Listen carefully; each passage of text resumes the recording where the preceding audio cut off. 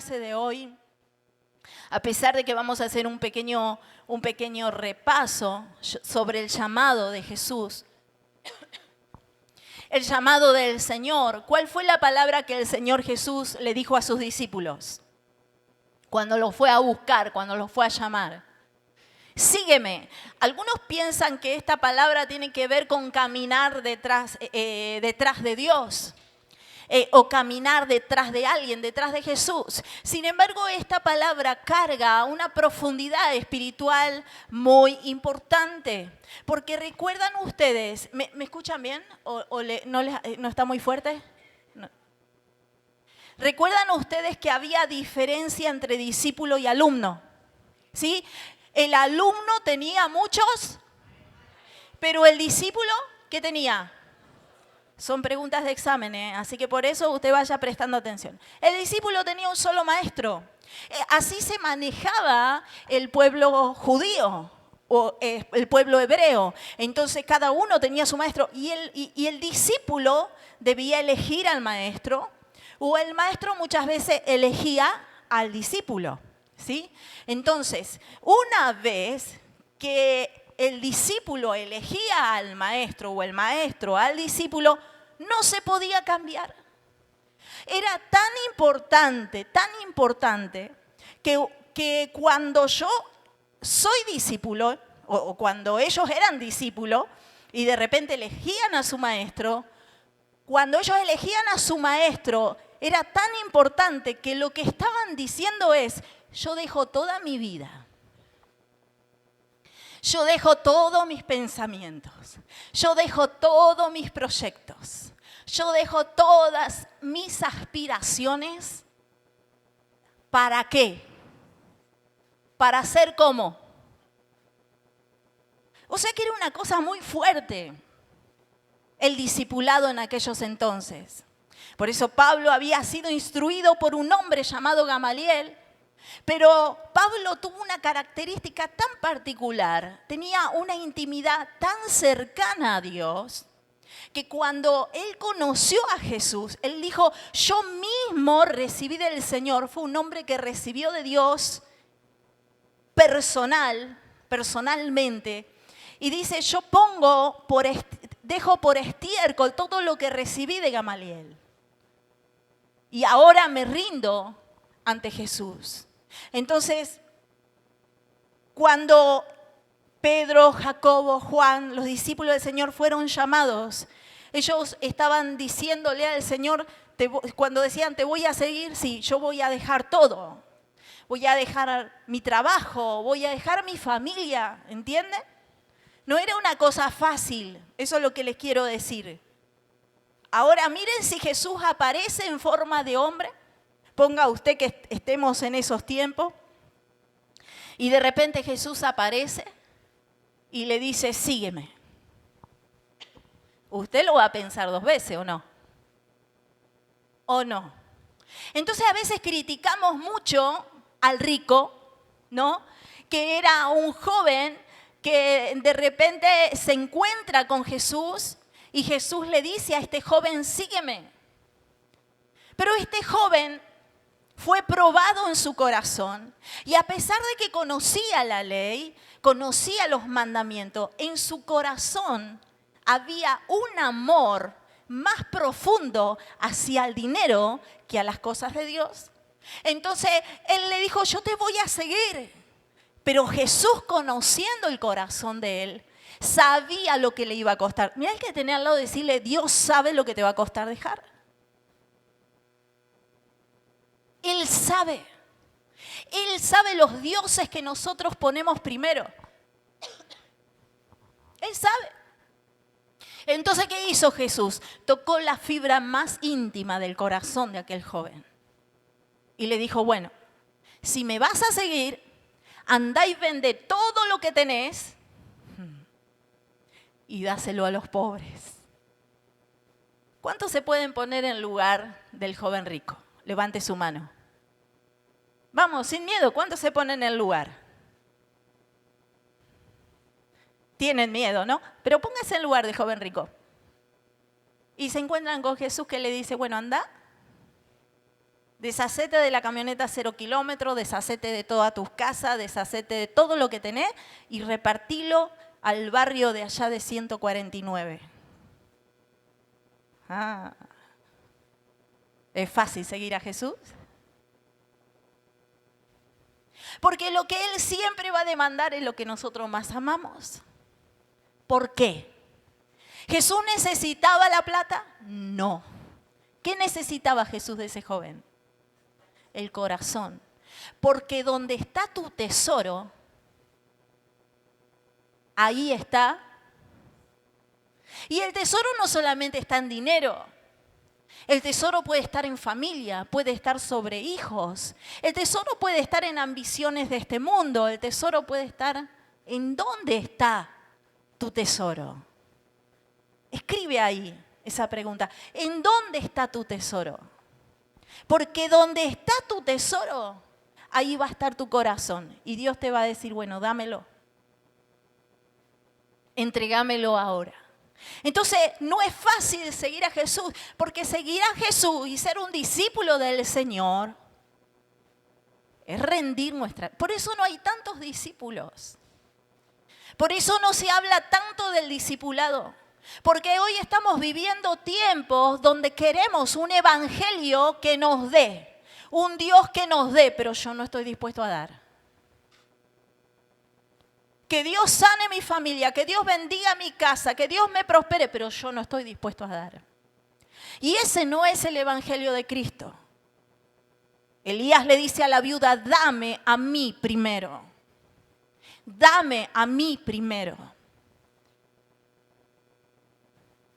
Entonces, realmente cuando yo comienzo a entender que es un discípulo, yo empiezo a notar que muchas cosas y por muchos años hemos vivido errados, porque hemos sido malos instruidos, pero el discipulado es sacrificio.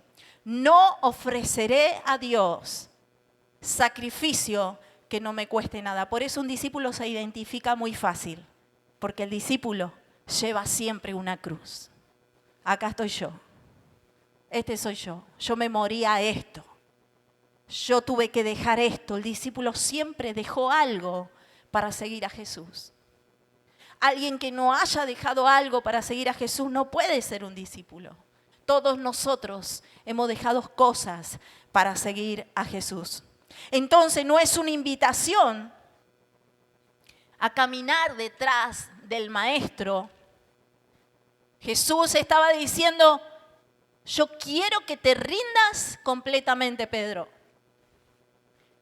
Juan, entrégame toda tu voluntad. Déjenlo todo, porque yo les quiero enseñar algo. Les quiero enseñar algo nuevo, algo diferente. Quiero enseñarles a que hay algo más detrás de esto natural que vivimos todos los días. Hay algo más, hay algo que ustedes no están viendo, pero hay algo más que yo quiero revelarles. Yo les quiero enseñar acerca de un país que no conocen, es una vida que nunca han vivido. Y sobre todas las cosas, yo los voy a transformar para que sean como yo. ¡Wow! ¿Y a dónde vamos? No tengo la menor idea, dice Jesús. Porque el Hijo del Hombre no tiene dónde recostar su cabeza.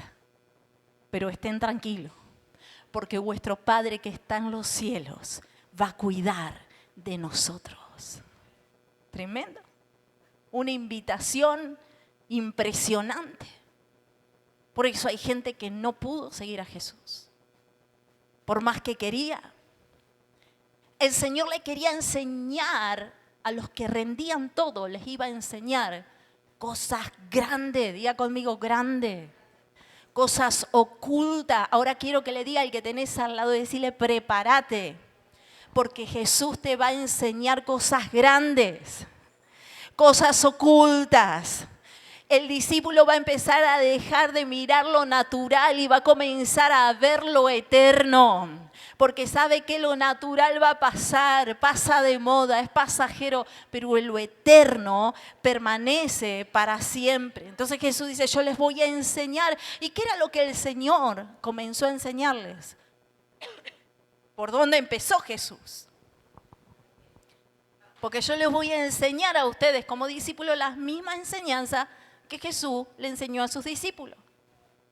Porque yo simplemente tengo que hacer lo que hizo Él. Y cuando usted haga discípulo va a tener que hacer lo que se le está enseñando ahora. Porque nosotros, por más que yo le esté enseñando, tenemos un solo maestro. ¿Entiende? Hay un solo, mira, hay que tener al lado decirle tenemos un solo maestro. Yo solamente lo que hago es transmitirle lo que Él dice. La forma que Él tiene de hacer las cosas.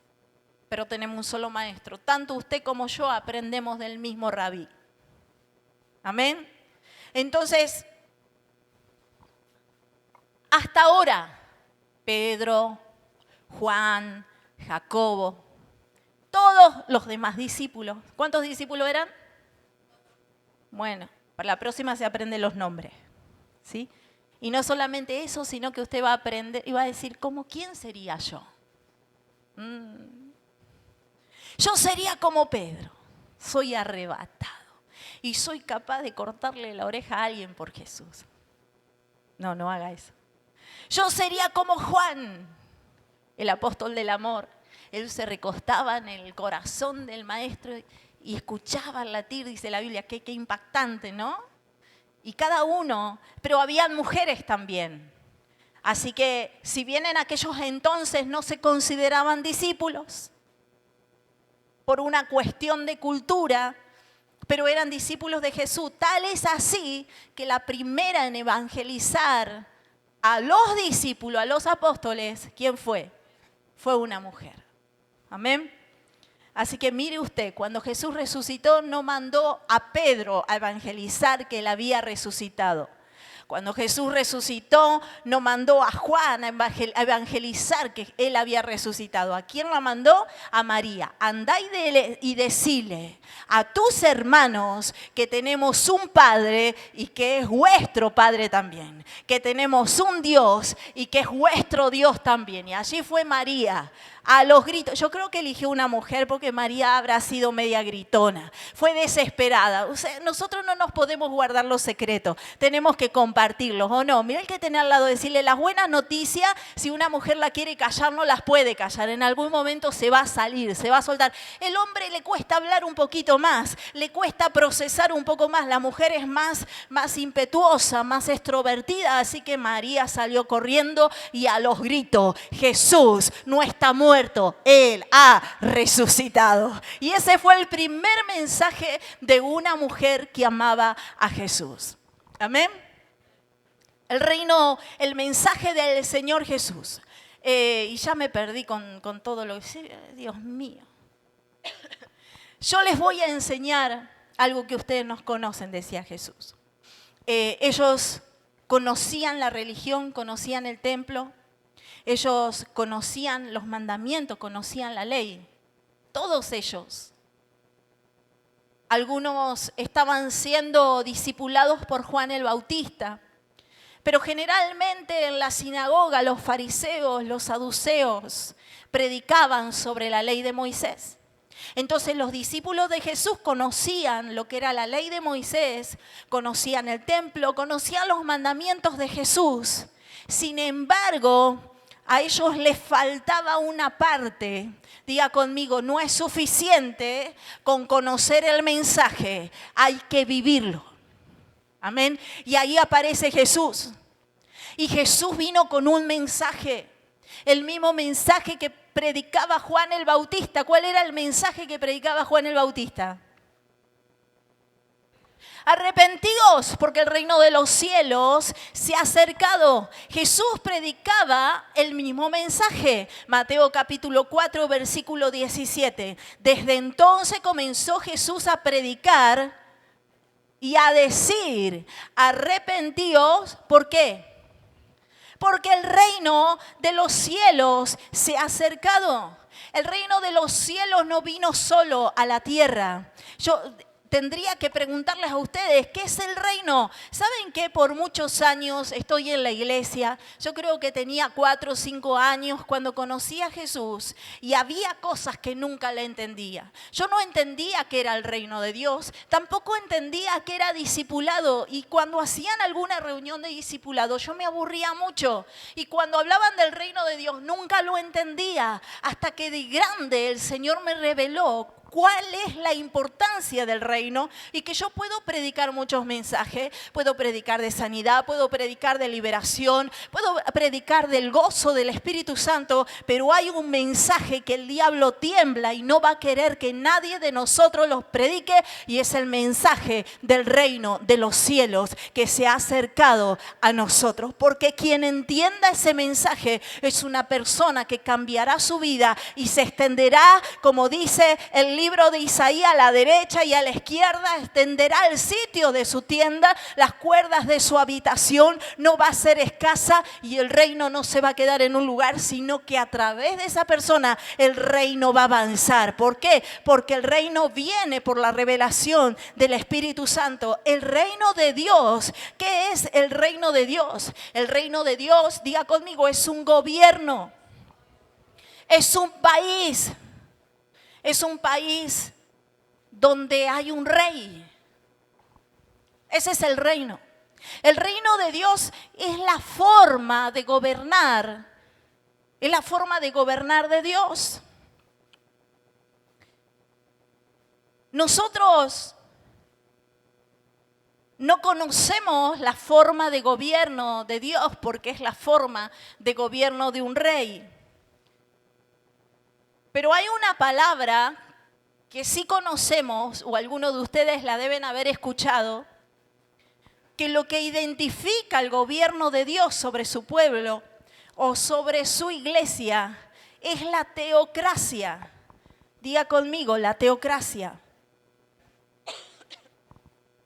Y le voy a dar el significado. Ese es el gobierno de Dios. Teocracia. El gobierno humano que nosotros tenemos es un gobierno monárquico. El gobierno de una persona, de un rey, no el gobierno que tenemos, sino el gobierno de un rey es un gobierno monárquico. Pero el gobierno de Dios tiene un nombre y se llama teocracia. Teos significa Dios y kratos significa gobierno y poder. Y el pueblo de Dios siempre, siempre fue gobernado por Dios. Por eso Dios levantaba profetas, levantaba jueces, levantaba patriarcas para él poder gobernar. Ahora, en el Antiguo Testamento, el Señor levantó ¿a quién? El primero que levantó, o alguno de los patriarcas que usted se acuerda, no importa que sea el primero. ¿A quién? ¿Qué patriarca, uno de los patriarcas del Señor haya levantado en el Antiguo Testamento y que haya sido la voz de Dios hacia el pueblo? ¿Quién era? Samuel. ¿Quién más? Samuel no era un patriarca. Los patriarcas, uno de ellos era... Pero después levantó jueces y después levantó sacerdotes y después Débora era una jueza. Y Débora era una jueza y legislaba al pueblo de Dios. Débora fue una mujer de Dios. Débora no era una guerrera. Porque algunos dicen Débora es una guerrera. No, no. Ella era mucho más que una guerrera. Las mujeres en aquel tiempo no iban a la guerra. Los que iban a la guerra, ¿quiénes eran? Entonces Débora no era una guerrera. Débora era una jueza. Ella dictaminaba la palabra de Dios al pueblo. El pueblo oía y hacía. Era una jueza. Débora fue una mujer de Dios.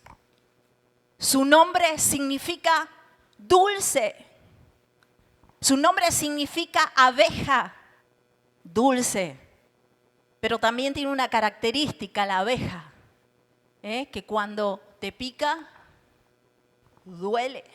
Así que era una mujer dulce para el cielo, pero era venenosa para el infierno. Mira al que tenés al lado y decirle, tenés que ser dulce para las cosas de Dios, para la iglesia, para el pueblo, pero tenés que ser venenosa para el infierno. Y Débora era así, por eso su nombre significa abeja, alguien que producía dulzura, pero también producía dolor. Entonces, Débora era una mujer que fue usada por Dios en aquellos tiempos para levantar a Barak y para levantar a los hombres de aquel entonces. Entonces ella trajo una palabra profética y les dice, hoy es el día. Llama a los hombres encargados de los escuadrones del Dios viviente y los llama y le dice, hoy es el día. Y ella entrega una palabra profética a los comandantes de ese ejército y les dice, hoy es el día, dice el Señor, que entregaré a tus enemigos en tus manos. ¡Wow! Y los hombres ya se habían enfriado, no iban a la guerra, no querían luchar. Habían tirado la toalla y Dios lo llama a través de una mujer y le dice, hoy es el día. No, pero yo no quiero ir a ver si todavía las naciones que van a venir en contra de nosotros, los enemigos que van a venir en contra de nosotros nos matan a todos. Ahora si Dios te da esa palabra, venite vos con nosotros. Querían llevar a Débora.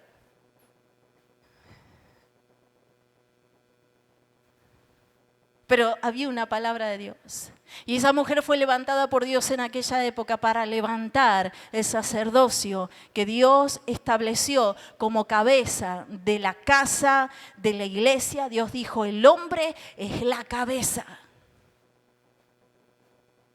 Pero eso no significa que la mujer, porque en este caso, por más que ellos eran la cabeza, fue Débora la que trajo la palabra de Dios al pueblo. Pero también, estuvo Abraham, estuvo Samuel. Y Dios siempre eligió a hombres para instruir a su pueblo, para capacitarlo, porque en el Antiguo Testamento Dios no hablaba con todos. Por eso habían elegidos de Dios.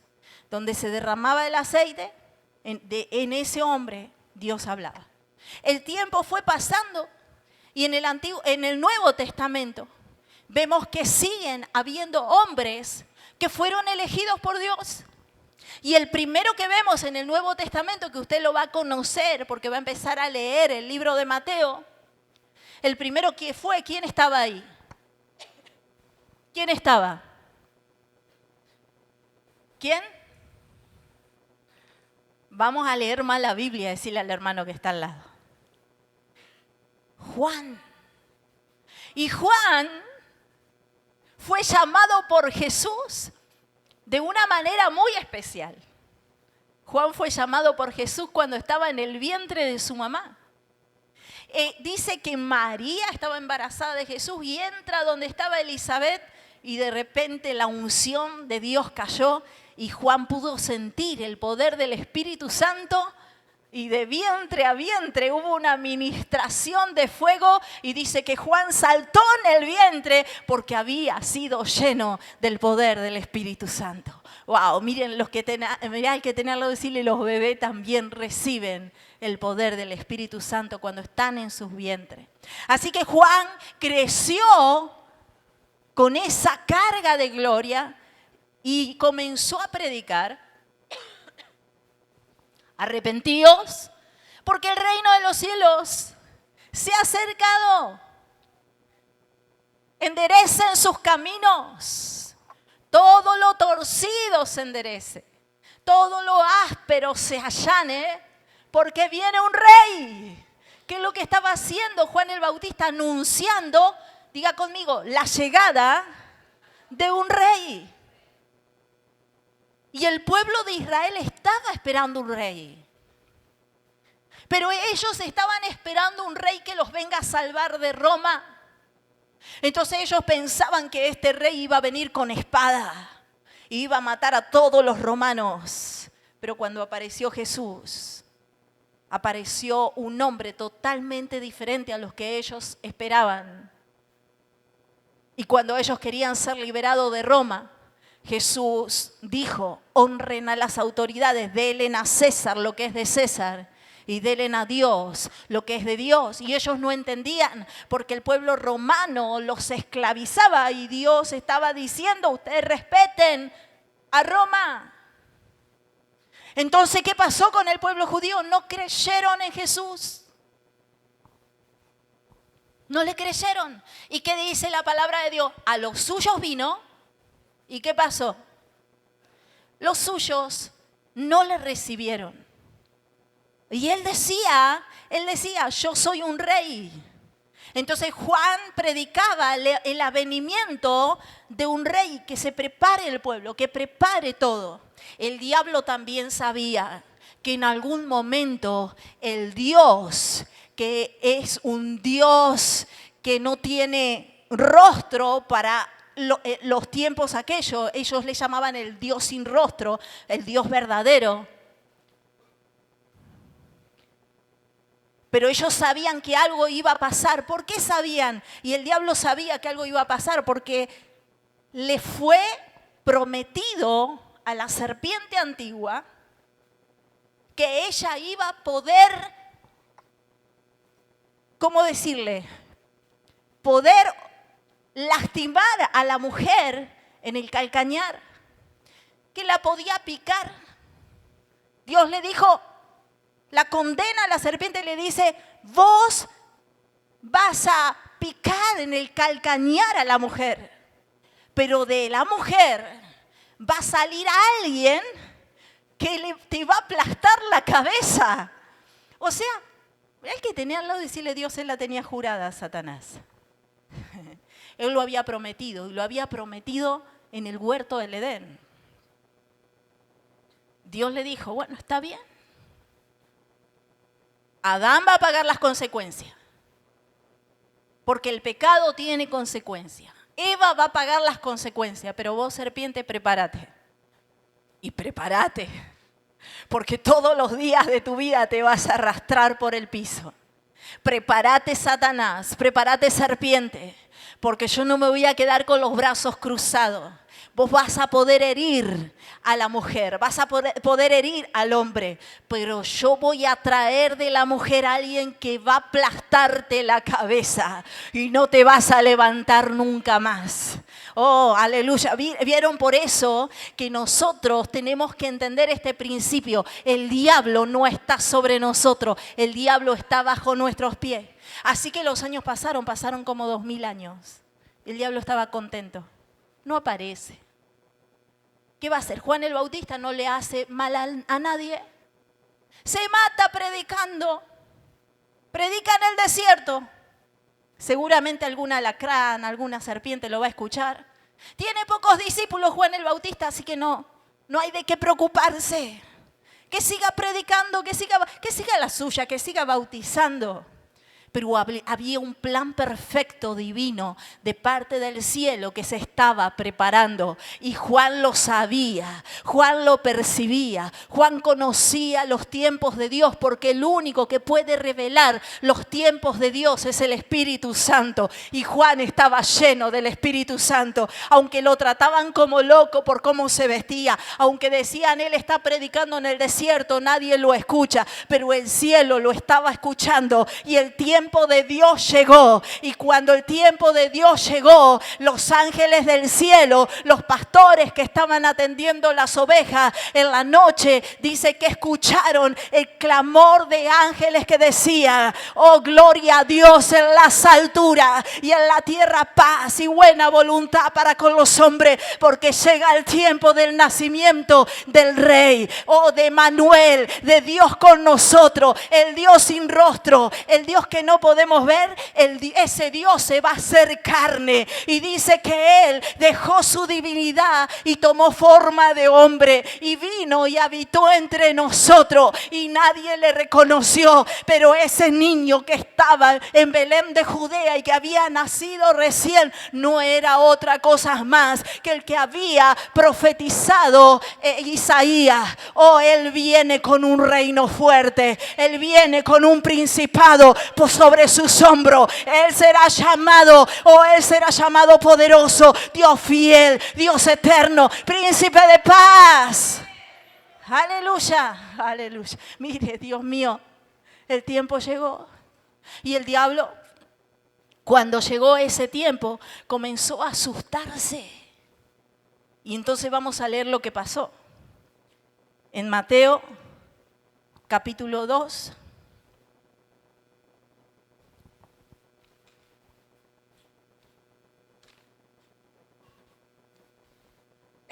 Mateo, capítulo 2.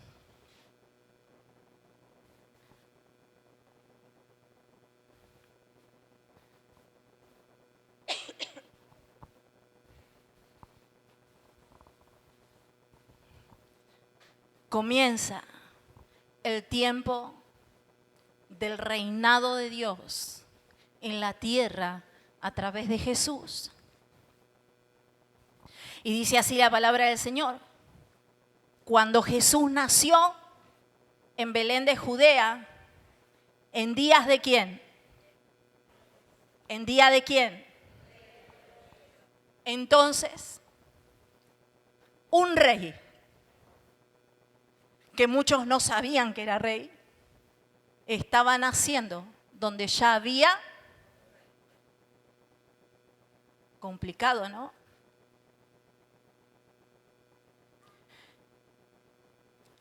Antes de seguir con el tema del reino de Dios y de lo que es el reino de Dios, quiero contarte qué es un rey. Porque nosotros no estamos acostumbrados a conocer los reyes.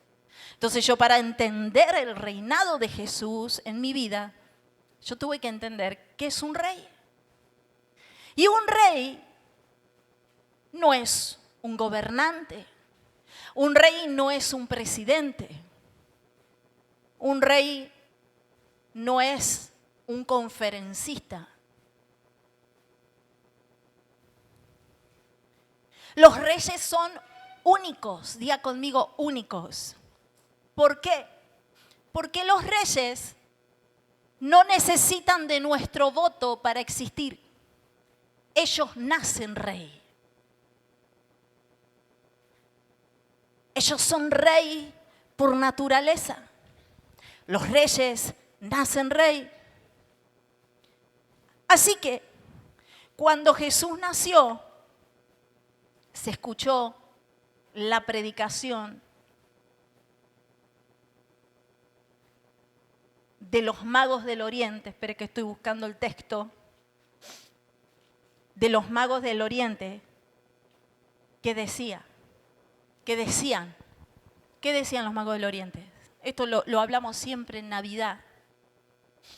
Los chicos actúan con esto. ¿Qué decían? ¿Dónde está quién?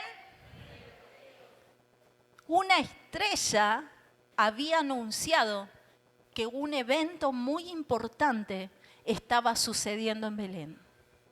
Y estos magos estaban esperando ese evento importante del nacimiento de este rey. Entonces ellos decían, ¿dónde está el rey de los judíos que nos ha nacido? Porque su estrella hemos visto en el oriente y venimos a adorarle.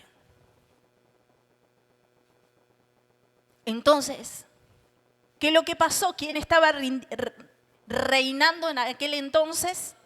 Herodes. Y Herodes se enteró que había un rey que había nacido.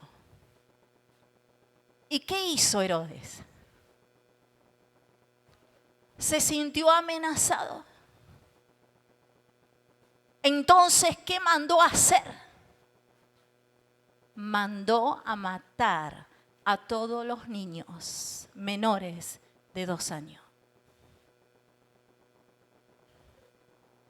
No hay nada que al diablo le duela más que nosotros tengamos a Jesús como rey y que lo reconozcamos como rey.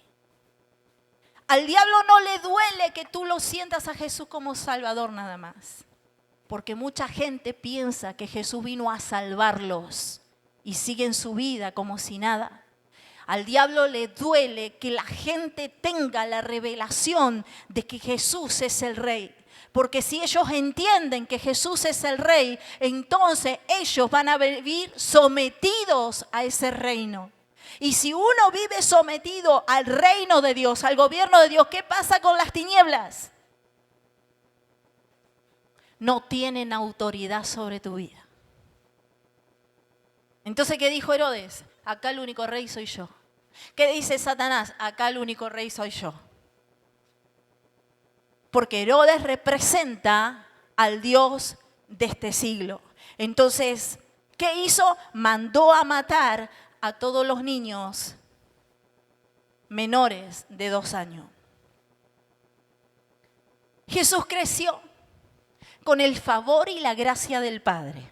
Porque cuando el diablo venía a atacarlo por un lado, ya el Dios del cielo, el Padre, avisaba a los padres adoptivos de Jesús y le decían, ¿sabes qué? Van a venir por el niño, así que levántense y váyanse a otra ciudad. Inmediatamente María agarraba a su bebé, José agarraba a su bebé y se mudaban de ciudad. Entonces el Dios Padre siempre protegió a Jesús porque había un propósito con este rey. Y entonces Jesús, cuando aparece delante de Juan el Bautista, fue en el mar de Galilea. Entonces Juan un día estaba predicando y esta es una de las partes que más me gusta. Bueno, ustedes saben que un montón de partes me gustan en la Biblia. Pero esta parte es tan linda porque mira, Juan estaba predicando y yo me imagino, ¿no? Nosotros predicando ahí y había bautismo y algunos se bautizaban.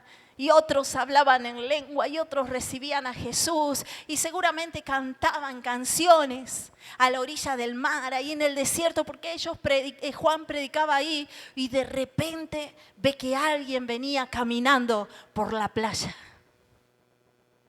Y Juan inmediatamente, a través del Espíritu, vio que ese hombre no era cualquier hombre. Porque él venía hablando de este hombre por generaciones enteras. Aunque nadie lo escuchaba, él decía, viene otro mayor que yo. Viene otro mayor que yo, más grande y más poderoso, el cual yo no soy digno de atar el calzado de sus pies. Pero él viene. Mira el que tenés al lado y decirle, él viene, él viene, él viene. Y dice que Juan predicaba, él viene detrás. Dice, es necesario que yo mengüe para que Él crezca, pero Él viene. Yo los estoy bautizando a ustedes en agua, pero cuando Él venga, ustedes serán bautizados en Espíritu Santo y fuego. ¡Wow! Y un día que no esperaban, yo creo que la atmósfera de ese lugar ya se sentía diferente. Es que cuando llega Jesús, comienza a transformar los ambientes, transforma la atmósfera. Y yo estoy segura que el diablo estaba escondido viendo qué es lo que él iba a hacer. Porque nunca le perdió pisada, porque Dios lo había prometido. Viene uno a través de la mujer, viene uno a través de la simiente que va a acabar contigo. Él te va a destronar, diablo, y vas a tener que devolver la llave de la vida y de la muerte. Él va a ponerte debajo de sus pies, él va a ganar la victoria y va a marcar la historia de la humanidad en un antes y un después. Hoy las universidades de todas las naciones del mundo, de todas las culturas del mundo, reconocen a Jesús diciendo, en la historia de la humanidad hay un antes y un después de Cristo. Así que ese día fue especial para Juan. Los otros no entendían mucho y aparece Jesús. Me imagino caminando medio lento, como tratando de poder, como el pastor, no se pierde nada, ¿no? Él está acá, está allá y está allá y está allá, ¿no? Y caminando lento por la playa. Y se acerca a Juan. Yo creo que Juan comenzó a temblar. Le reconoció. Y le dice, Juan, yo quiero que me bautices. Y Juan le dice, ¿cómo tú me vas a pedir a mí que yo te bautice? Soy yo que tengo que pedirte a ti que me bautices. Juan, vos no te acordás. Pero cuando estabas en el vientre de tu mamá, yo ya te había bautizado con fuego del Espíritu Santo. Ahora es necesario que tú me bautices a mí. Y Juan tuvo el honor, el privilegio de bautizar al Dios hecho carne. Aquel que iba a aplastarle la cabeza a la serpiente antigua. Y Jesús se bautiza. Y algo sobrenatural pasó en aquel momento. Los cielos se abrieron. Todos fueron testigos de que los cielos se abrieron y se escucha en el cielo una voz fuerte que decía: este es mi Hijo amado, en cual mi alma tiene complacencia. Y inmediatamente ven descender una paloma del cielo y se posa sobre Jesús. Todos los que estaban ahí sabían que esa paloma sobre quien se posara iba a ser el enviado, el Hijo de Dios. Y se posó sobre Jesús. Ahí Juan luego fue preso y Jesús, como dijo tal cual Juan, es necesario que yo mengüe para que Él crezca. Mira qué diferencia en cómo el reino de los cielos opera de manera diferente a los hombres. Hoy vemos en muchas congregaciones, y Dios me ha permitido conocer varias congregaciones, donde la gente no quiere que la otra gente crezca. Y se le pone el pie encima a quien está creciendo. Y si estás en la alabanza y cantás mejor que yo, te voy a defenestrar. Porque la gente en su corazón tiene algo que se llama orgullo. Pero un verdadero líder, un verdadero pastor, un verdadero apóstol entiende que el crecimiento de su iglesia o el crecimiento de sus líderes, así sea mayor en inteligencia, mayor en denuedo y mayor el poder de Dios que el líder o la congregación esté desarrollando, entiende que si yo quiero que me sirvan, primero voy a tener que servir. Que el que está último va a pasar a ser primero. Y que lo más importante es la condición de mi corazón. Entonces, vemos que hay muchos sentimientos de orgullo, de que si yo toco mejor, toco peor. No en esta iglesia, gracias a Dios, porque yo ya le dije, les corto las patas, sí. Así que eso no pasa. Mira el que tiene al lado, eso no pasa acá. Estamos muy atentos a esos demonios. Porque son espíritus demoníacos que se meten en la iglesia, espíritu de orgullo, de vanidad, de todas esas cosas, de que yo quiero ser el primero, se meten en la iglesia. Y entonces, ¿sabe qué? Lo más importante para quien les habla y para su apóstol no es el talento que usted tenga, no es que bien usted predique, eso es importante, pero si no predica bien se puede arreglar. Si no sabe tocar un instrumento lo podemos mejorar. Pero ¿saben lo difícil que es? Es el corazón. Y ministros sin el corazón de Dios no merecen llamarse ministros.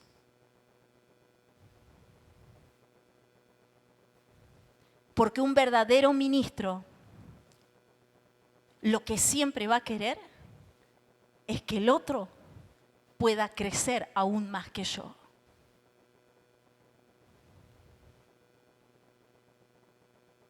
Pero para crecer en este nivel de reino, no es suficiente con tener ganas de aprender. Tengo que tener corazón humilde. Humilde. Amor. Amor por la iglesia. alguien que no tiene, que no ama a la iglesia, alguien que no ama a las almas, no puede ser un discípulo de Jesús. Porque un discípulo de Jesús tiene el corazón de Cristo. Entonces, ¿yo cómo puedo ser un discípulo o puedo ser un líder o puedo ser un pastor o un apóstol y despreciar lo que Dios más ama? Ustedes son lo más amado de Dios. ¿Me está escuchando? No hay cosa en este mundo que sea más amado por Dios que usted.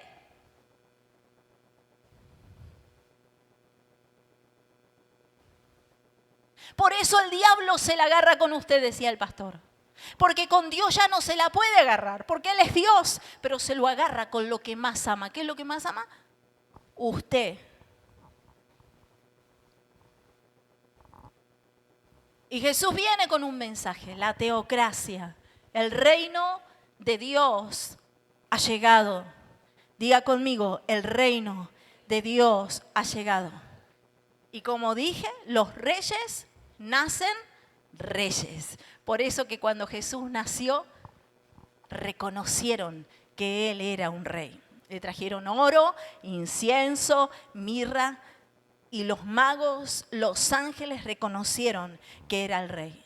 Entonces comenzaron a haber problemas porque Herodes se enteró, Pilato se enteró que había nacido un rey.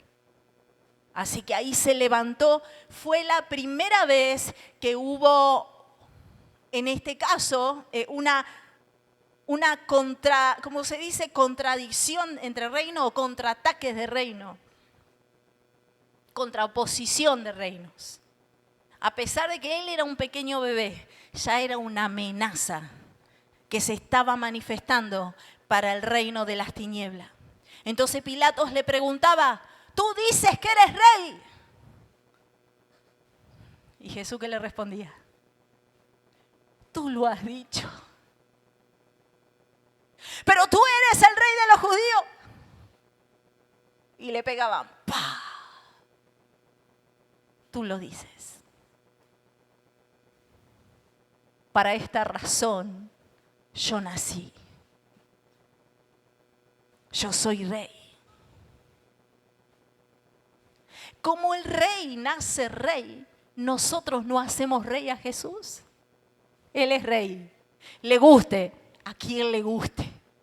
Le guste al diablo, no le guste a usted, no le guste. Yo vengo a decirle, Iglesia de Jesucristo, futuros discípulos del Señor, que tenemos un rey.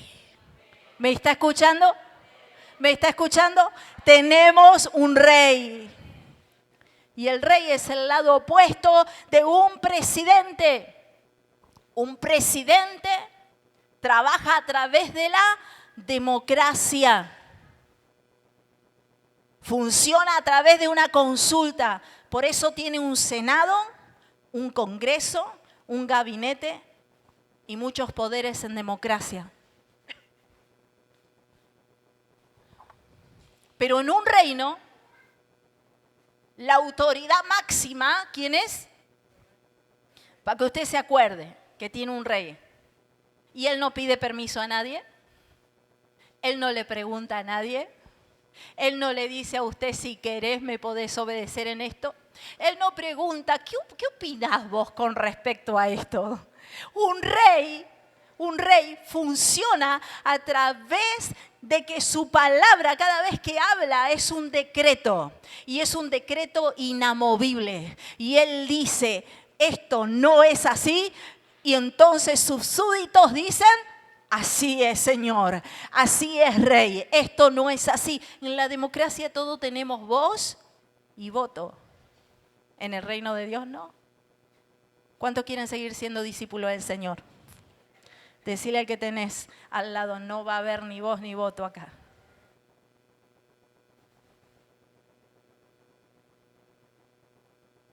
El rey dice, la homosexualidad es pecado.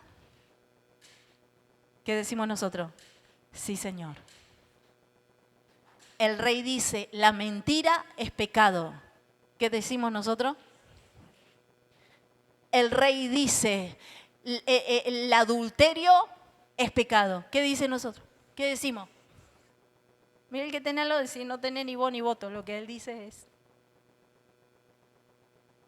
Antes de seguir con esto, yo quiero que ustedes se tomen 5 minutos de descanso porque me pidieron hoy que haya un break y quiero seguir con la parte más importante. No quiero avanzar más porque lo que viene es mucho más importante y no quiero que se lo pierda. Así que distráigase un ratito. Se me traba la lengua. Habíamos quedado de qué es un rey. ¿Qué es un rey? Un rey no es como un presidente, no es un congresista, no es una persona que solamente gobierna, no es como un presidente. El presidente se vota, el rey nace rey. ¿Amén? ¿Esto está claro?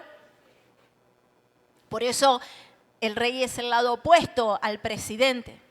Quiero hablarle un poquito de historia. Ahora yo sé que va a ser medio aburrido o no sé, pero es necesario llevarlo un poquito para atrás para que usted entienda cuál es el reino de Dios y cuál es la función, cómo opera el reino de Dios en nuestras vidas. Entonces estamos conociendo, vamos a entrar ahí. Yo creo que no me va a alcanzar la vida para hablar sobre el reino de Dios, pero al menos vamos entrando un poquito a conocer qué es este reino.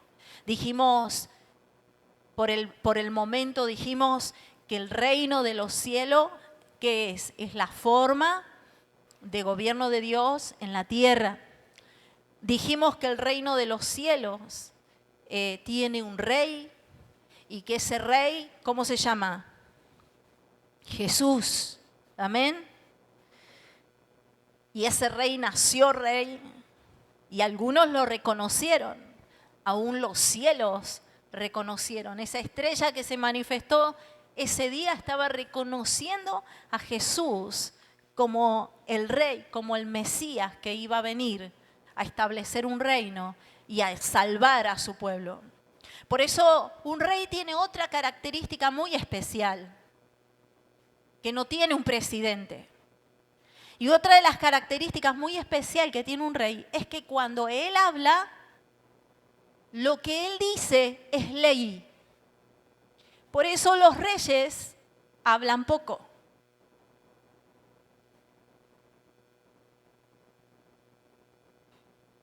¿No serás vos un rey, no? No, vos sos mi rey. ¿Cómo lo dejé? A ver.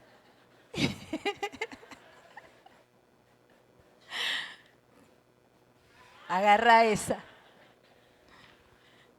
Hablan poco los reyes porque todo lo que dicen se hace una ley para quien los está escuchando. Un presidente, en cambio, no puede hacer leyes. Ningún presidente puede hacer un decreto, pero cuando Jesús habla y él dice esto es ley, entonces eso es ley. Para que un presidente haga algo ley, entonces ese presidente, esa ley tiene que pasar por el Congreso, al Senado, pero en el caso de un rey no es diferente. Esto tiene que quedar claro. Lo que el rey dice no es una democracia que yo puedo cooperar o puedo dar mi opinión. En el reino solamente hay una actitud y es la obediencia. ¿Entendés? Mira, hay que tenerlo de decir obediencia. Obediencia. Voy a volverlo a repetir. Obediencia al rey. Ahora miralo, hay que tenerlo de decirle, no seas desobediente. Por eso Jesús le dice a sus discípulos, ¿escucharon ustedes lo que fue dicho? Mas yo les digo. ¿Escucharon ustedes lo que fue dicho a través de Moisés? Que el adulterio, que un hombre que se acuesta con otra mujer, ¿qué es? Está pecando. Pero yo les digo que el adulterio no es solamente un hombre que se acuesta con una mujer, sino el adulterio es a partir de que un hombre codicia a una mujer. ¡Wow! ¿Y sabe por qué digo esto? Porque la gente dice que porque estamos en la gracia tenemos más libertad, porque Jesús nos va a perdonar y todo eso, ¿no? Pero mire usted, en el Antiguo Testamento, los hombres o las mujeres para pecar debían cometer el hecho.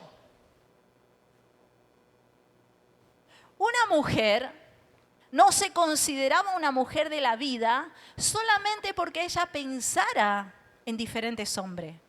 Un hombre no se consideraba un adúltero solamente porque vio pasar una mujer y dijo, wow, qué lindo la creación del Señor. No.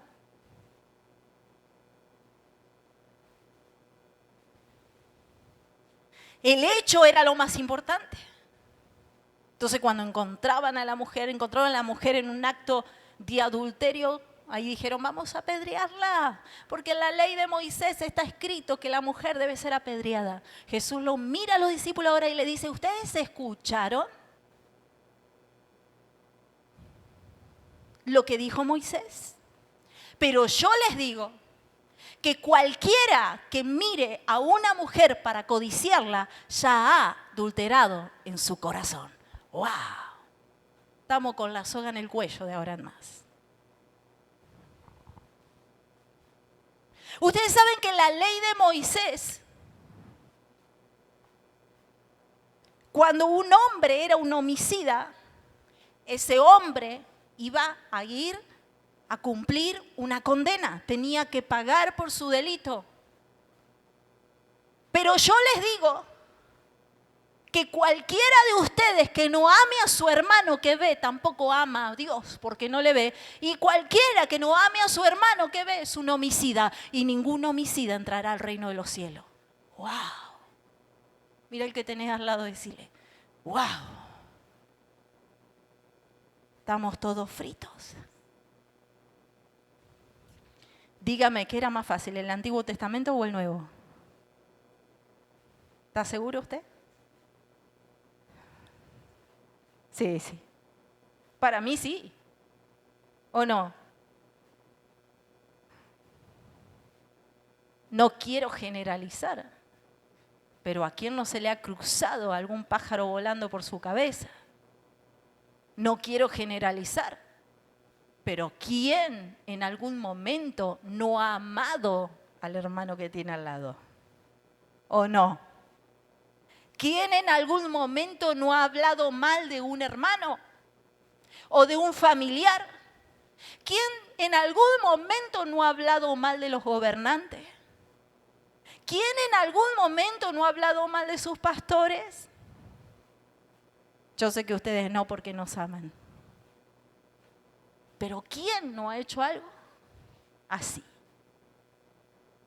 Y ahora dice el Señor, no es necesario que se llame homicida a los que matan a su prójimo. Ya el que está hablando mal de su hermano es un homicida. Y ningún homicida entra al reino de los cielos. Yo le estoy mostrando las complicaciones del discipulado. Digo porque todos queremos ser discípulos. Pero ¿cómo está nuestra boca? ¿De qué hablamos? ¿Cómo está nuestra mente? ¿En qué pensamos?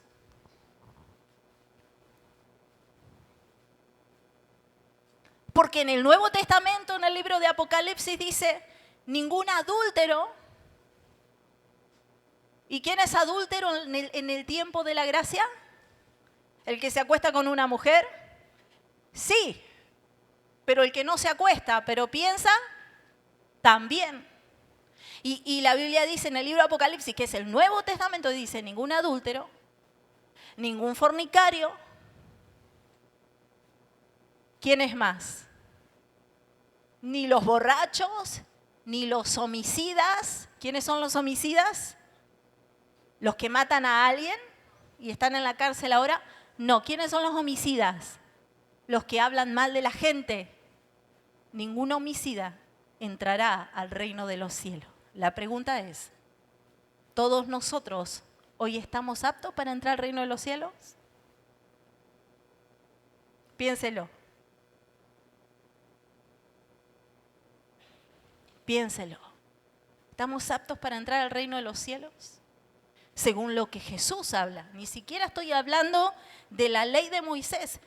Por eso que es tan importante la palabra de un rey que él se atreve a decir, ustedes escucharon, le dice a sus discípulos, lo que se habló en la ley de Moisés. Bueno, pero yo les digo,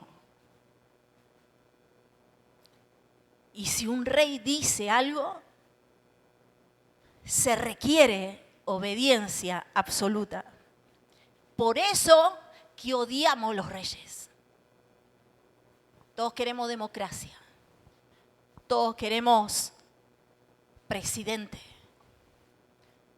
Todos queremos y festejamos la democracia. Pero la democracia es lo peor que le pudo pasar al hombre. Y le voy a explicar a dónde comenzó la democracia. ¿A dónde comenzó la democracia? La Biblia dice, bendito el pueblo, bendita es la nación que tiene como rey a Dios, que obedece a Dios. Dios siempre quiso ser el rey de los pueblos. Él siempre quiso ser el rey. Por eso que Él nunca eligió un hombre que sea un rey. Más adelante vimos que como ya el pueblo quería un rey visible, a Dios tuvo que cambiar eso y levantar reyes. Pero Él nunca quiso levantar un hombre por rey. Él lo que tenía era voceros. Él tenía profetas. El profeta hablaba lo que Dios decía y el pueblo debía obedecer porque había un rey. En el Antiguo Testamento estaban los patriarcas, como dijimos antes, después que estaban los jueces. ¿Qué más? En el Nuevo Testamento, ¿quién apareció? Jesús. Pero luego de Jesús, ¿quién quedó? ¿Quién? Los discípulos. Y los discípulos estaban encargados de establecer ese reino acá en la tierra. Por eso todos los que eran apartados para el ministerio, dice Dios, yo mismo constituí algunos apóstoles, maestros, profetas, pastores, ¿con el fin de qué? De edificar mi iglesia. Entonces Dios siempre quiso reinar a través de las voces de un hombre. Pero el hombre, el pueblo, no lo quiso a Dios como rey. Ellos querían ser como las otras naciones del mundo. Entonces, en 1 Samuel capítulo 8, versículo 5, ellos dijeron, no queremos a Dios como rey, en otras palabras, porque no lo podemos ver. Es que nosotros tenemos que escuchar a Dios a través de la boca de Samuel. Es que nosotros tenemos que escuchar a Dios a través de la boca de Pedro. Es que nosotros tenemos que escuchar a Dios a través de la boca de Abraham, de Moisés, en estos tiempos. Es que yo tengo que escuchar a Dios a través de la boca de la pastora Vanessa, del pastor Gómez o de cualquier profeta que Dios haya levantado en estos tiempos. No queremos eso.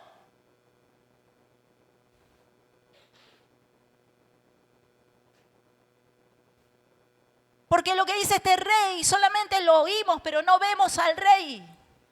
Necesitamos un hombre que nos gobierne. Necesitamos ver a un hombre que nos diga lo que tenemos que hacer. No nos sirve un hombre que nos predique lo que el rey sin rostro, el Dios sin rostro nos dice. Queremos nosotros ver. Triste. Ellos dijeron, 1 Samuel capítulo 8, versículo 5, constrúyenos ahora un rey que nos juzgue como todas las naciones. Le dijeron a Samuel. A Samuel no le gustó esto, se puso triste. Pero Dios revela algo de su corazón en la respuesta que le da Samuel. 1 Samuel 8:7, Dios le responde a Samuel y le dice, Samuel, no te han desechado a ti, sino a mí me han desechado para que yo no reine sobre ellos.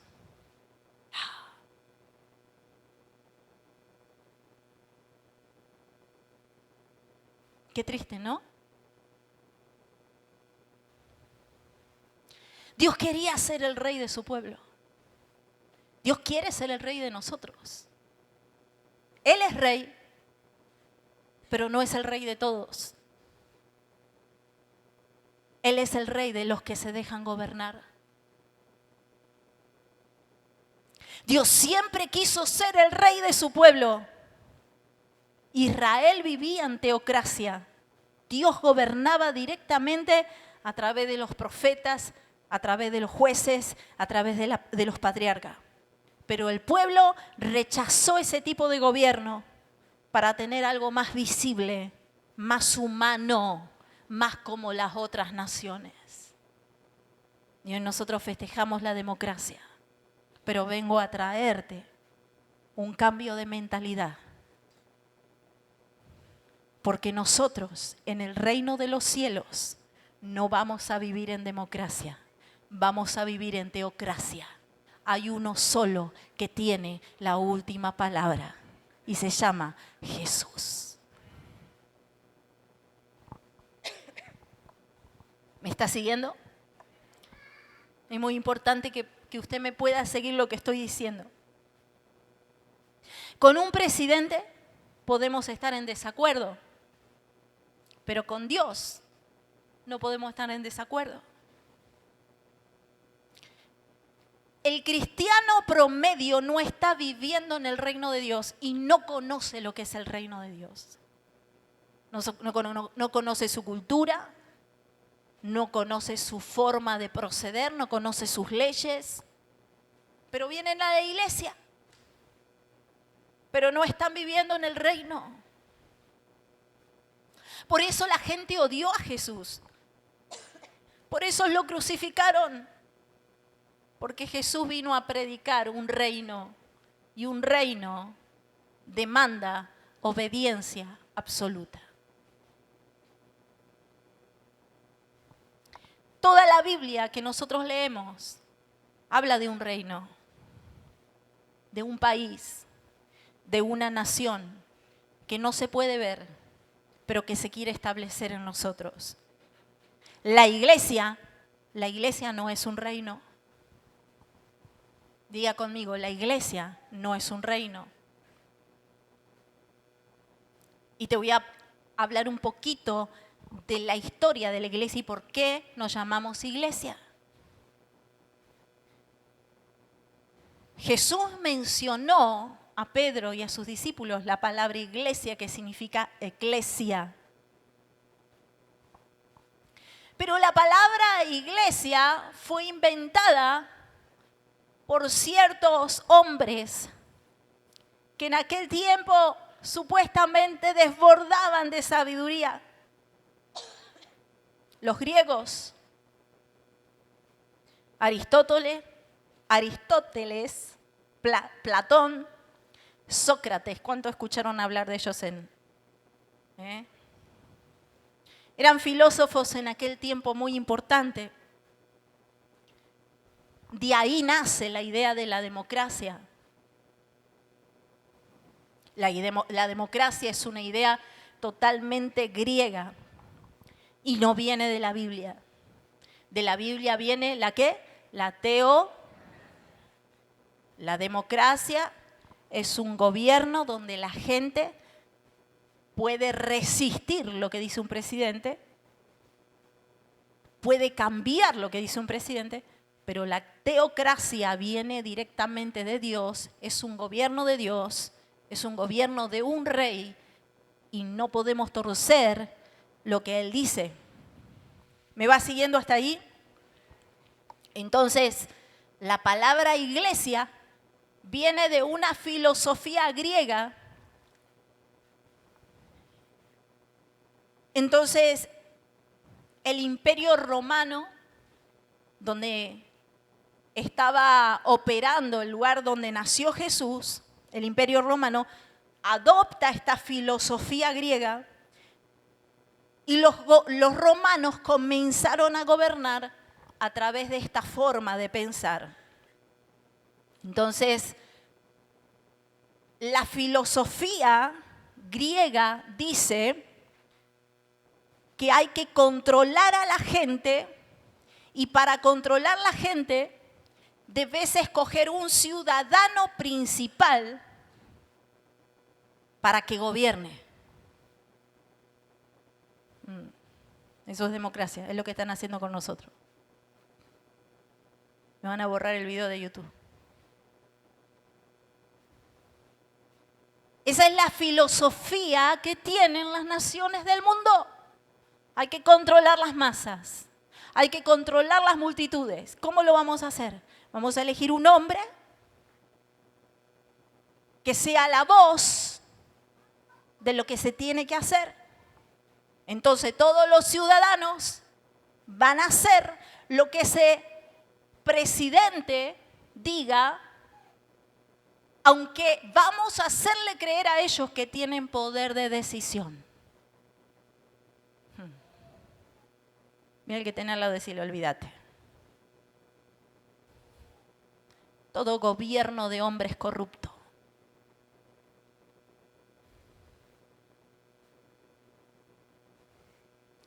Ojalá Dios levante verdaderos hombres, pero esos verdaderos hombres que pueden llevar a una nación adelante tienen que ser hombres de Dios y conocedores del reino. Nadie que no conoce el reino de Dios puede llevar a una nación a la prosperidad. Solamente aquellos que pueden escuchar la voz de Dios y hacer lo que la nación necesita y no lo que la nación quiere. Porque Dios nunca nos va a dar a nosotros lo que queremos, Él nos da lo que nosotros debemos recibir.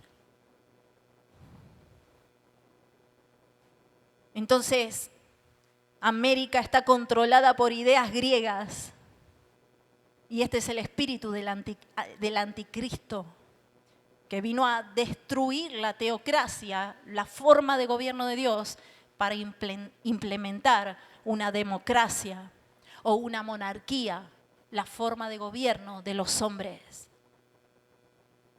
¿Se acuerdan en el libro de de Génesis? El Señor llama a Adán y a Eva y le dice, ustedes van a gobernar sobre todas las bestias del campo. Ustedes van a gobernar sobre toda la tierra. Ustedes van a multiplicarse. Ustedes van a gobernar sobre las aves del cielo. Ustedes van a gobernar sobre los peces del mar. El Señor les entregó todo, pero nunca les dijo, Adán vos vas a gobernar sobre Eva. Eva vos vas a gobernar sobre Adán. ¿Jesús le dijo eso? Perdón, ¿Dios le dijo eso? No, porque el gobierno que Dios ha establecido en su reino para un hombre, para una mujer, viene de Dios.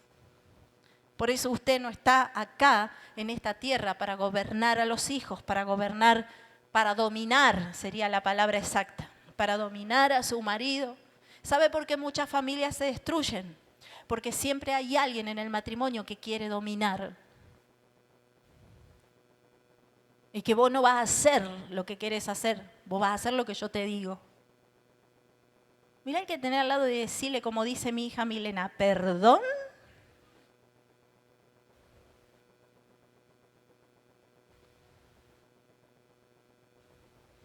¿Sabe por qué los matrimonios se vuelven aburridos? Rutinarios. Porque el hombre quiere que la mujer haga lo que él quiere y la mujer quiere que el hombre haga lo que él quiere.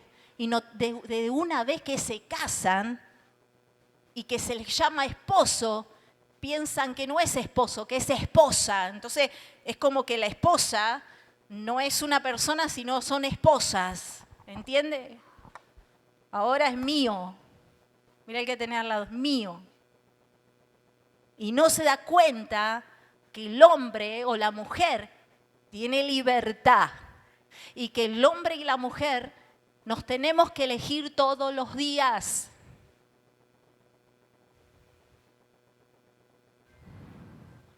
No escuchen al pastor. Concéntrense acá.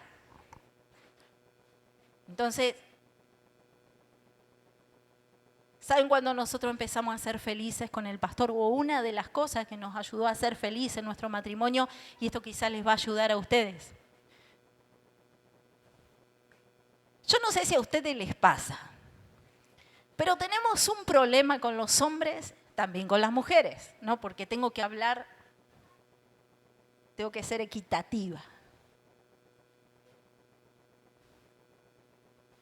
Si salen más de 1 hora, 2 horas y ya están sonando los teléfonos, a ver dónde está. Y cuando regresan a casa hay problema. Pero vos tenés una familia acá. ¿A dónde estabas? ¿Con quién estabas? ¿Qué estabas haciendo? ¿Tanto tardaste para los mandados?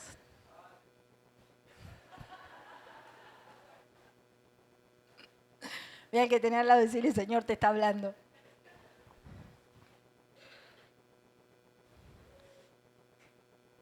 Pero cuando vos tenés un hombre o una mujer que comparte tus sueños, comparte tus anhelos, no porque yo sea pastor voy a querer que él sea pastor. En nuestro caso, bueno, manejamos el mismo ministerio, por así decirlo. Tenemos muchas veces proyectos muy parecidos, pero hay momentos en que yo tengo demasiados sueños muy diferentes a los de él. Y él tiene sueños muy diferentes a los míos. ¿Y por qué no podemos respetar? ¿Por qué yo no puedo respetar lo que él quiere y por qué él no puede respetar lo que yo quiero? ¿Por qué siempre tiene que haber eso en el matrimonio de que si vos soñás que querés ser jugador de fútbol, yo también voy a ser jugador de fútbol?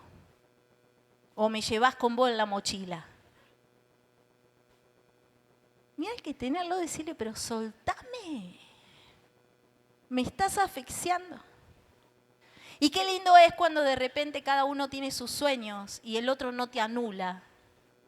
Porque a veces las personas que tenemos al lado nos anulan y te dicen, olvídate, vos querés estudiar en la universidad, olvídate, tenés tu casa que atender. O querés ir a jugar al fútbol, olvídate, vos tenés que estar acá en casa con tus hijos.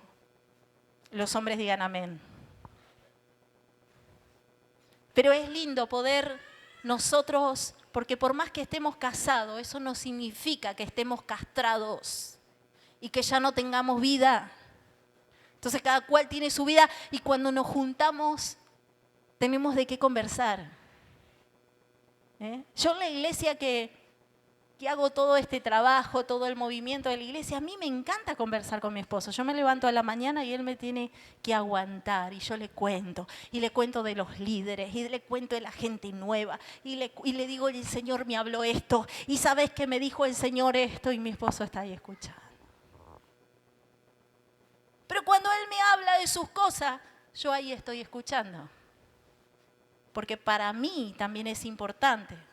Entonces, cuando nosotros aprendemos eso, yo no sé a qué vino todo esto, pero se ve que alguien necesitaba escuchar esto. No sé cómo vine a parar en este tema, si alguien me ayuda. ¿Por qué llegamos acá? Ahí está Mercedes, querida, dale un aplauso a Mercedes. Dios nunca quiso que nosotros fuéramos dominantes con nuestros semejantes, con nuestros hermanos. Nunca. El único que nos puede dominar es Cristo. Mira, hay que tenerlo, decirle, déjate dominar.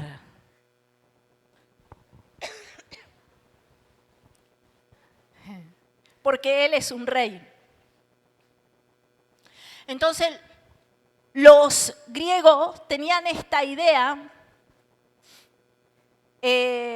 de democracia y cómo llevaron adelante esta idea de generar una democracia para controlar a las masas, a los pueblos, levantar un hombre que pudiera gobernar, que pudiera dominar a los pueblos, a las naciones. ¿Cómo llegaron hasta ahí? Ellos dijeron, necesitamos hacer un senado.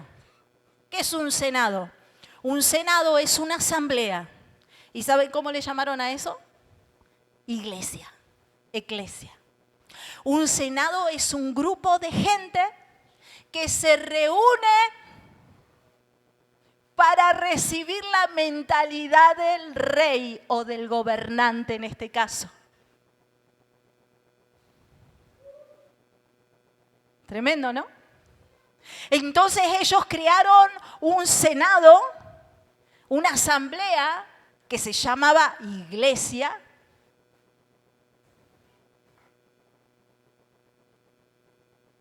Y levantaron un gobernante. Y todo lo que el gobernante pensaba se lo decía a la asamblea, a la iglesia, al senado. ¿Y el senado qué hacía? Gobernaba las naciones. A eso se le llamó iglesia. Entonces, si usted estudia la historia de Roma, el Senado era un grupo de gente muy importante y poderosa. Y ellos eran puestos ahí por el emperador romano, quien daba las órdenes a la asamblea.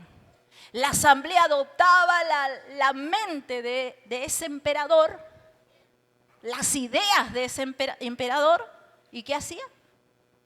Las ejecutaba en el pueblo. Un día estaba Jesús hablando con sus discípulos, como siempre. Les estaba enseñando. El Señor no había elegido el mejor panorama ese día, era un lugar muy oscuro donde ellos se habían juntado. Pero en definitiva Él hace como quiere. Así que comenzó a hablar con Pedro, con Juan, con cada uno de sus discípulos. Y les hace una pregunta. ¿Qué dicen ustedes quién soy yo? ¿Quién soy yo para ustedes? Algunos decían, tú eres un profeta. Tú eres Elías. Jesús dijo, equivocado. Porque un profeta no puede tener un reino.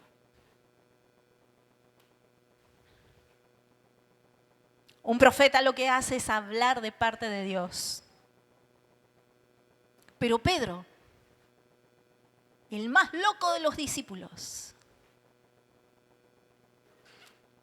recibe una revelación que solamente podía venir de Dios. Y Pedro le dice a Jesús, tú eres Cristo, el Hijo del Dios viviente. Esta palabra fue sorprendente para Jesús, porque la palabra Cristo, ¿sabe lo que significa? ¿Sabe lo que significa Cristo? Rey ungido. O sea que Pedro no le dijo, tú eres un profeta. No le dijo, tú eres un gobernante. Le dijo, tú eres un rey. Pero tú no eres cualquier rey. Tú eres el Hijo del Dios viviente. ¡Wow! Pedro. Yo creo que el cielo festejaba en este momento esta declaración de fe. Pedro recibió un mensaje directamente del cielo para decirle a Jesús, tú no eres cualquiera, tú no eres un profeta más, tú no eres Mahoma, tú no eres nadie a quienes ellos se le parezcan, tú eres el Cristo, tú eres el Rey y eres el ungido, el Hijo del Dios viviente. Jesús lo mira a Pedro y le dice, Pedro, bajo esta declaración que tú estás diciendo que yo soy un rey, bajo esta palabra que no te la reveló hombre, sino te la reveló mi Padre que está en los cielos, bajo esta declaración, yo te digo, Pedro, que tú eres mi iglesia. Y la primera vez que Jesús usó la palabra iglesia. ¿Y qué es iglesia?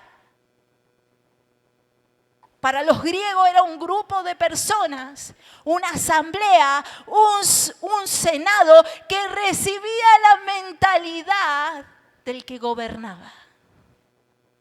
¿Qué es lo que Jesús le estaba diciendo a Pedro? Desde ahora en más, tú serás mi iglesia, tú serás mi senado, tú serás mi asamblea, tú vas a legalizar, ¿cómo se dice esa palabra? Tú vas a gobernar. ¿Sabe por qué? Porque yo te voy a entregar las llaves de los cielos. Y todo lo que atares en la tierra será atado en el cielo. Y todo lo que desatares en la tierra será desatado en el cielo. ¿Por qué? Porque yo ahora soy tu rey. Y tú eres mi asamblea. Tú eres mi institución. Tú eres mi gobierno en la tierra. Y te quiero decir, Pedro, que las puertas del Hades no van a prevalecer contra mi iglesia.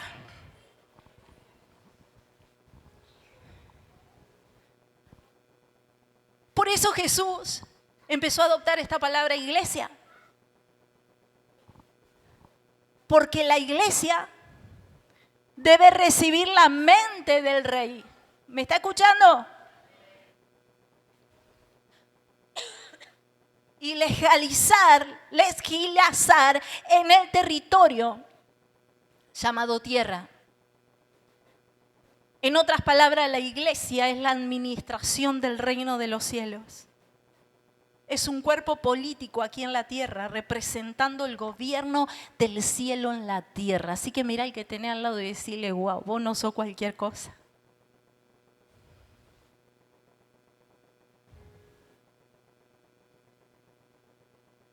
Ustedes son personas que Jesús le llama iglesia, mi novia, la que recibe mi mente. Ahora escucha lo que le digo. Pablo decía, renovaos en el espíritu de vuestra mente. Renovaos a la mente de Cristo. De ahí vino la palabra iglesia. Por eso que la Biblia te llama representante del reino de Dios. Mira el que tenés al lado y decirle, vos sos un representante del reino de Dios. ¿Qué es ser un representante del reino de Dios? Es ser un embajador. Acá no tengo un texto.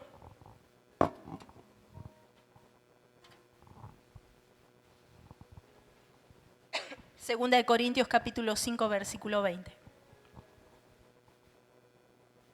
Quiero que lo leamos todos juntos.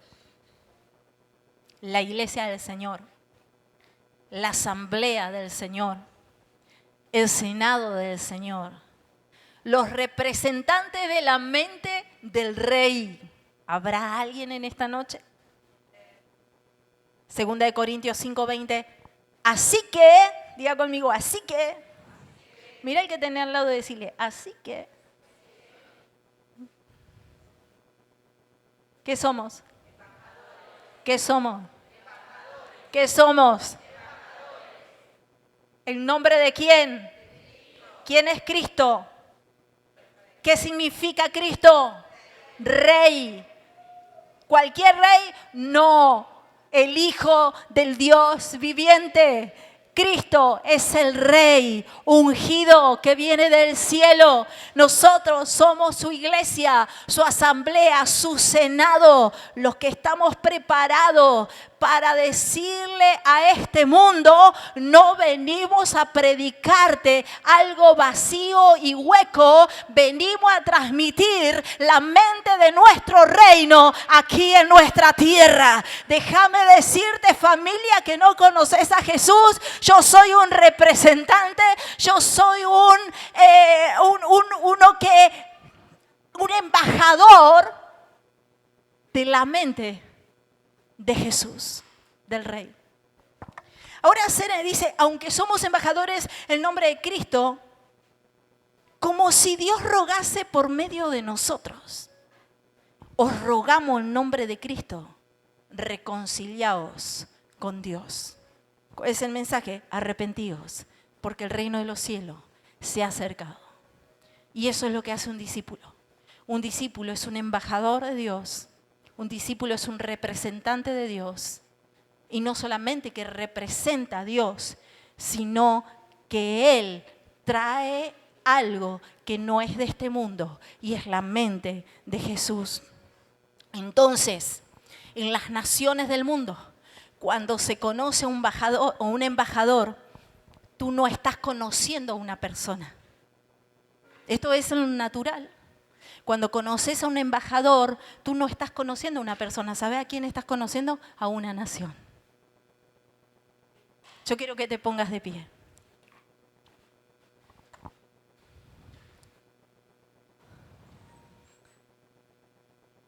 Cuando yo saludo a Guillermo, o Guillermo me saluda a mí,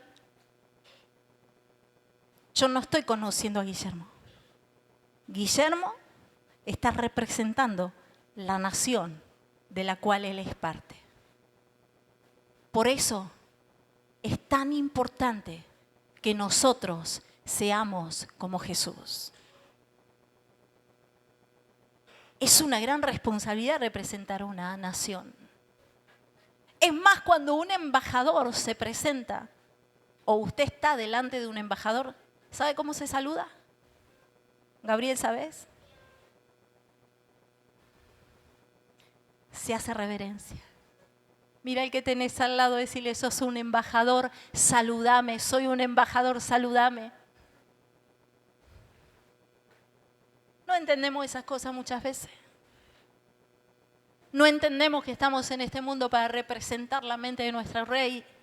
No entendemos que estamos en este mundo porque el Señor nos eligió para que nosotros seamos sus representantes, sus embajadores. Estamos en este mundo para enseñar lo que es el reino de Dios, para enseñar que esta vida pronto va a terminar, pero que hay una patria celestial que está esperando por nosotros. Ahí los apóstoles, algunos patriarcas en Hebreos capítulo 11, decían que murieron esperando ver esa patria celestial. Nosotros tenemos una patria. Y el Señor dice, yo quiero que tú conozcas esta patria. Yo quiero que tú conozcas mi mente, que conozcas mi corazón y que cuando la gente te vea, te reconozca como un verdadero embajador del cielo. Por eso Pablo decía, yo no me avergüenzo del Evangelio, porque el Evangelio es poder de Dios. ¿Para qué Dios te trajo a este lugar? ¿Para qué Dios quiere que tú seas un discípulo? ¿Para qué Jesús eligió a Pedro, a Juan y a todos sus discípulos? ¿Para qué? Para que sean representantes de los cielos aquí en la tierra. Por eso, ¿sabe qué? La asamblea no se elegía sola.